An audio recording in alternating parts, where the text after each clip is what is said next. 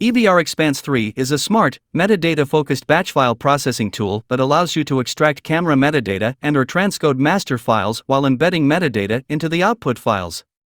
The metadata export allows you to extract metadata from different types of cameras and import it into different video applications.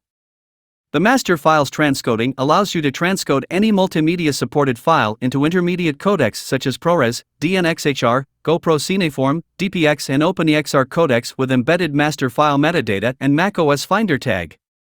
Before processing files with metadata export or master file transcoding, review your preferences to ensure the selected options align with your workflow. The Preferences window has 3 sections: General Settings, Export Metadata Settings, and Transcode Master Settings. In General Settings, you can integrate with Scratch by specifying the watch folder path and the project, group, and timeline names where the clips will be added.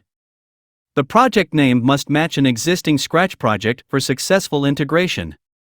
You can also enter creator info for ASC MHL integration in the same section. The Export Metadata Settings section allows you to specify the Final Cut Pro XML version and choose whether or not to create an ASC MHL file, along with the hash format to use. In the Transcode Master Settings section, there are 3 options available to you. Bypass metadata embedding of the master file. If checked, the master metadata will not be embedded into the transcoded file, but the transcoding process will be moderately faster. Transcode uncompressed YUV video format if detected in Smart Mode. Transcode in Smart Mode with Final Cut Pro friendly option. This option is useful when preparing media to be imported into FCP, as it does not support media with DNX or Cineform codecs. Then, there are also ASC MHL integration settings available in the Export Metadata Settings section mentioned earlier. Lastly, you can adjust the level of CPU pressure during the transcoding process by setting the CPU threads.